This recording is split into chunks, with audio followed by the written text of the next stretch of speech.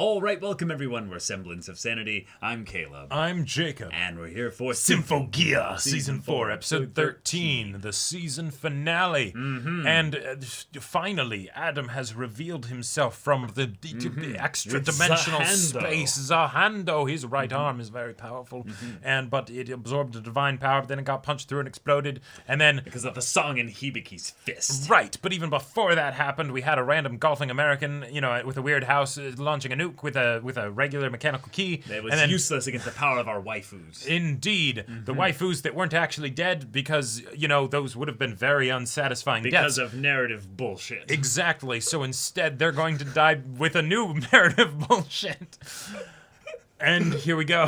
And no, Hibiki and all the others did not help them because they did not officially join Song, so therefore, it's unavoidable. No hand-holding to save this day. Nope. But now Adam's been, defeated, so, what is he gonna do? Do they just spend an episode, kicking the shit out of him on the ground? It's just JoJo's Part 5. Yeah, right. Miku's just sipping wine. He's like, I'll join it. And then go back. I mean, hey, maybe Miku has really been wanting to be able to contribute in fights, since she doesn't have Symphogear anymore since Season 2. And so, beating up a helpless opponent, that's, there you go. That'll work. I'm gonna take this hand and eat it, No, what it's definitely gonna be is that Adam is gonna be like, you defeated me. But there's a greater enemy out there. Wait till Season 5. Remember, I was the rejected one of them. Right. Them. Yes. Who are them? Who are they, And we will find out, probably, maybe, at the end of this episode. So y'all, without further ado, let's get into this. Alright everyone, now be sure to go check out the reaction portion of the video in the description below and come back here for the discussion.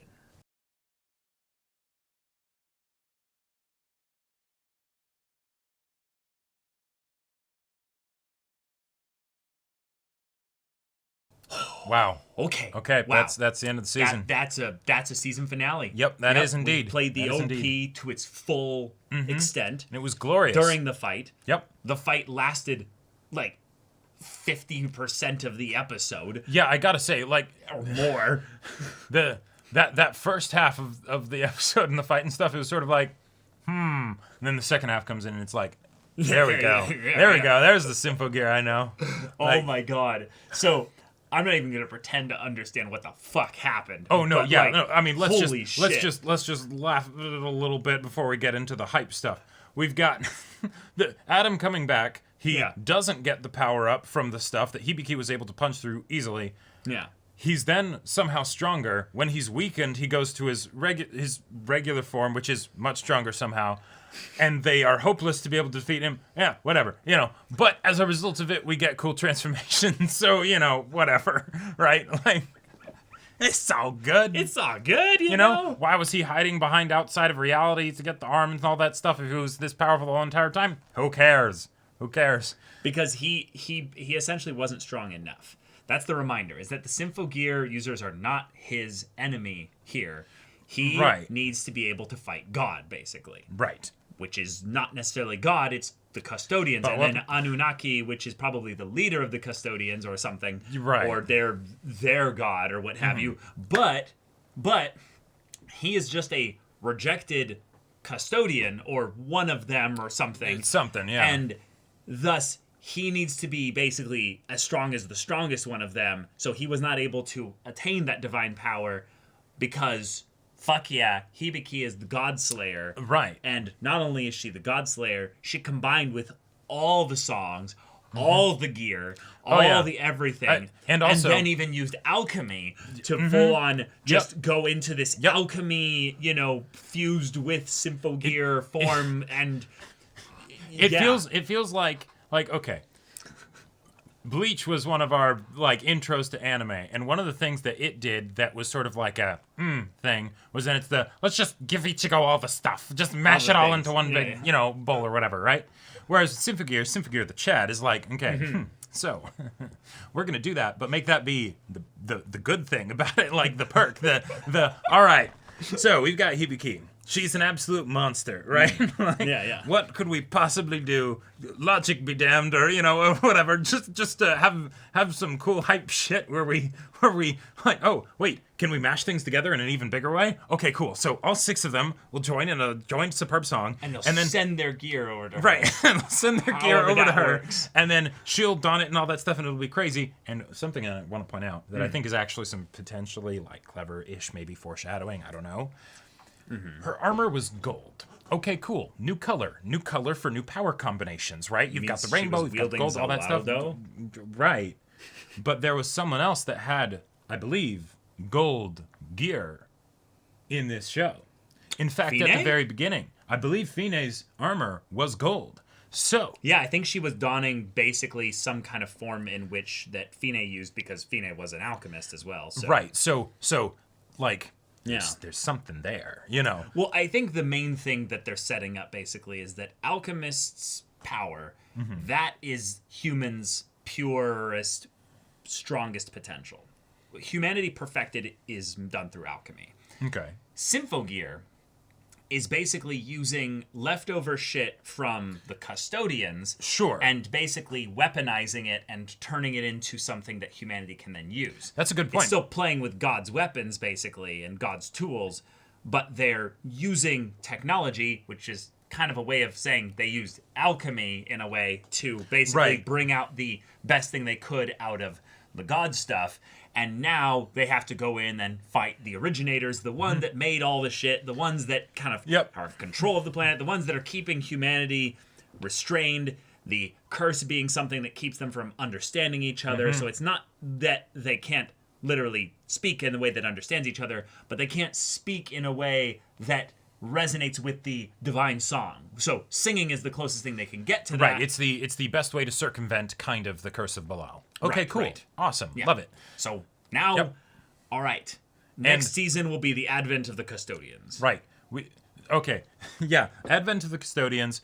Hibiki and Miku both been purified with the love beam. Yes. And now they are like without sin and all that stuff. That's a season 2 callback. Yeah. Like that's some like deep cut shit. Oh yeah. That's when you're like, well, and that was also when you're writing something. I just have to say this: when you're writing something and you're like, what can I use that was maybe foreshadowing, but I need to There we go. There it is. But it's also wonderful because if you're going to pull something from like deep in the past, right? You don't want it to be some like random thing that nobody cares about, right? Right. You want it to be something that was impactful. And the stuff in season 2 with like Miku fighting against Hibiki and stuff, I would say that is potentially like the peak Symphogear type stuff right there, right? Like that was such a wonderful moment, right? So to take that specifically is also just like wonderfully fantastic. Yeah, so. I mean, I want hand-holding happy lesbians instead of sad lesbians. Exactly. At the end of this show. Exactly. And that was, it was almost like, it's like this pure and sweet couple is actually literally like mechanically in the world like the purest, sweetest couple possible. Right. In fact, not only that, they'll probably go before God holding hands. And then God will be like, I denounce your love. And then they'll be like, even so. And then you sinful creatures, whatever. Oh. God damn. But this. Me damn. Yeah. God looking at humans with their love and all their stuff. Oh, no. He became Miko. Yeah. Right. And also that's just, more opportunity for Miku to join the group because, she's such like the emotional core, right, with Hibiki, for like the whole cast and everything.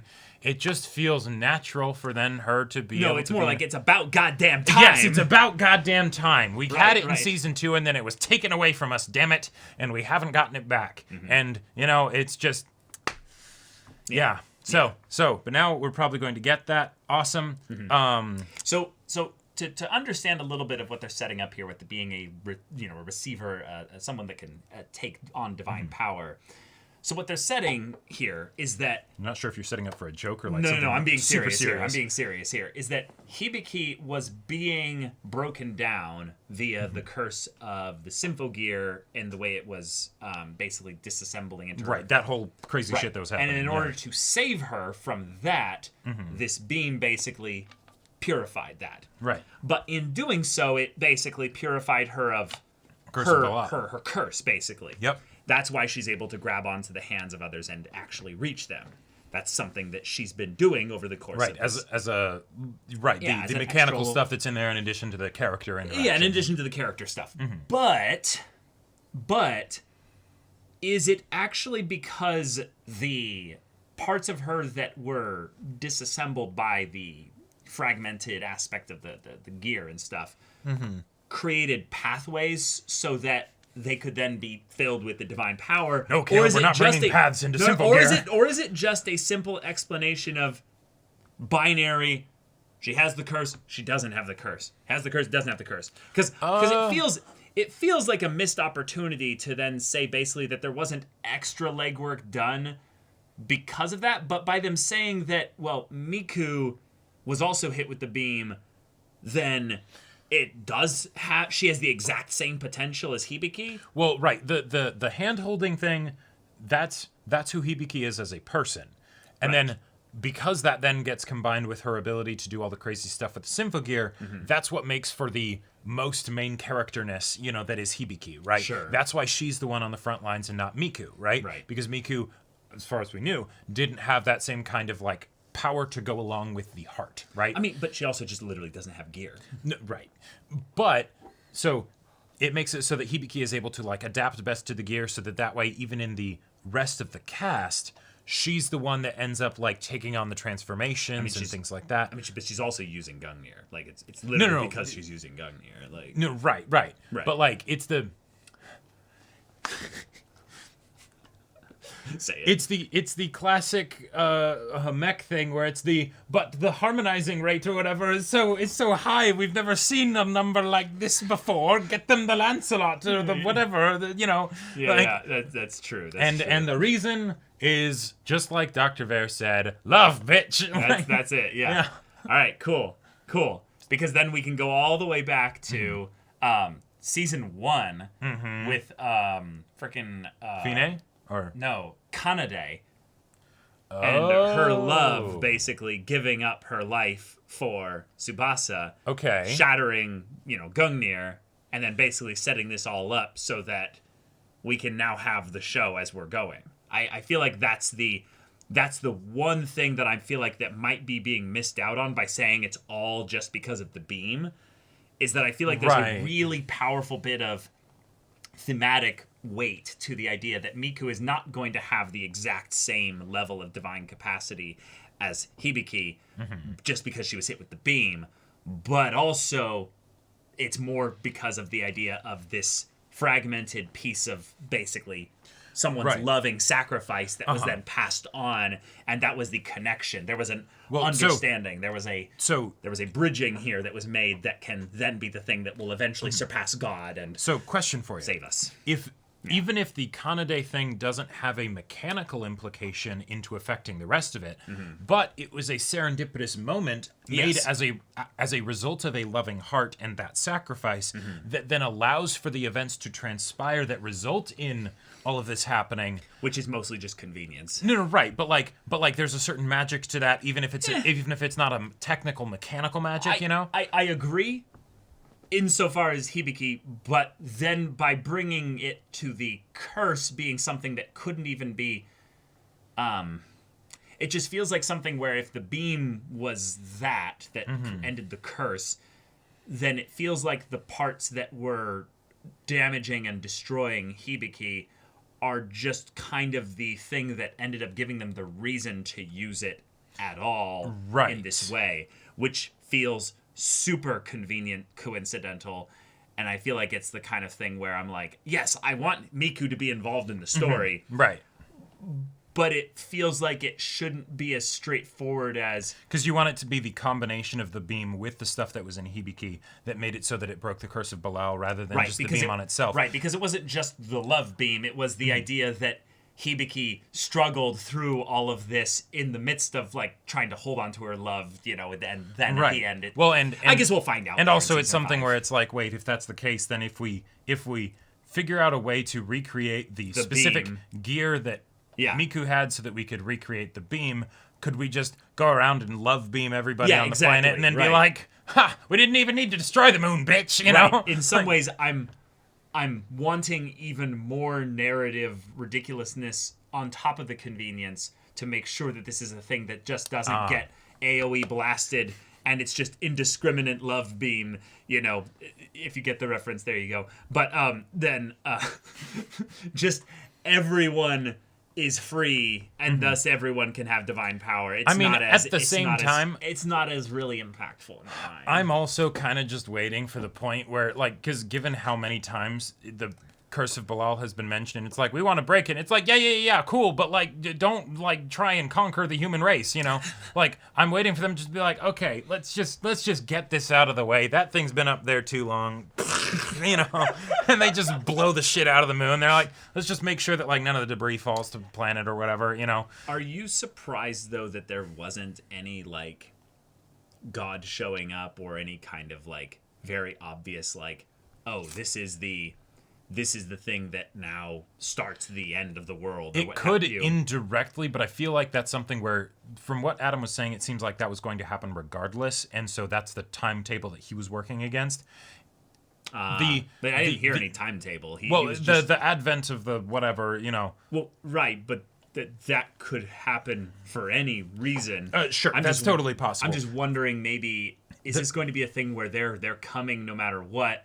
Or do we have yet to see the actual impetus for why they'll show up? Personally, I would love to see humanity be the one that goes on the offensive. Because if Fine was doing all of this crazy shit to get God Senpai to notice her, but it didn't work. Yeah. Like, granted, she didn't actually succeed in destroying the moon, but she did a lot of shit, right? Mm-hmm. Like, if God Senpai was actually worried about her doing that, I feel like God Senpai would have intervened, maybe, or something. I don't know. Maybe that's the thing, is that the custodians are actually just dormant.